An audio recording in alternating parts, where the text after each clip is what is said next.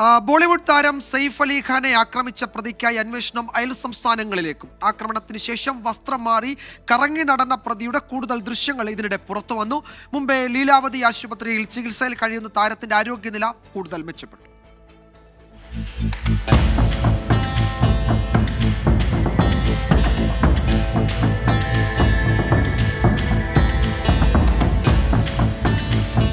അക്രമത്തിന് ശേഷം 7 മണിക്കൂർ കഴിഞ്ഞ് ദാദറിലെ ഒരു കടയിലെത്തി ഹെഡ്ഫോൺ വാങ്ങുന്ന പ്രതിയുടെ ദൃശ്യമാണിത്.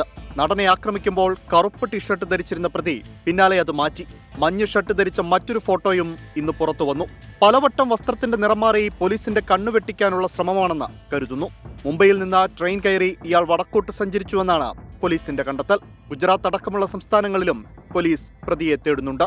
ആരോഗ്യനില ഭേദമായതിനെ തുടർന്ന് നടൻ സെയ്ഫ് അലി ഖാന്റെയും ഭാര്യ കരീന കപൂറിന്റെയും മൊഴി പോലീസ് രേഖപ്പെടുത്തി. ചോരയിൽ കുളിച്ച് നടനെ ആശുപത്രിയിൽ എത്തിച്ച ഓട്ടോ ഡ്രൈവറും ഇന്ന് സ്റ്റേഷനിലെത്തി മൊഴി നൽകി. बट जिससे भी जो उनके साथ में एक यंग आदमी थे तो उन्होंने ऐसा हाथ दिखाया. मैंने चला ठीक है, जो भी उनको कृपा करके ठीक कराओ.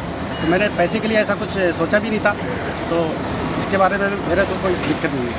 അക്രമിയോട് രൂപസാദൃശ്യമുള്ള ഒരാളെ ഇന്നലെ കസ്റ്റഡിയിൽ എടുത്തിരുന്നെങ്കിലും ഇയാളല്ല പ്രതിയെന്നാണ് ചോദ്യം ചെയ്യലിന് ശേഷം പോലീസ് പറയുന്നത്. സൽമാൻ ഖാന്റെ വീടിന് നേരെയുണ്ടായ വെടിവെപ്പും സെയ്ഫ് അലി ഖാന് നേരെയുണ്ടായ ആക്രമണത്തിന്റെയും പശ്ചാത്തലത്തിൽ പ്രമുഖർ താമസിക്കുന്ന ബാന്ദ്ര മേഖലയിൽ പോലീസ് രാത്രികാല നിരീക്ഷണം ശക്തമാക്കി. ശ്രീനാഥ് ചന്ദ്രൻ, 24 മുംബൈ.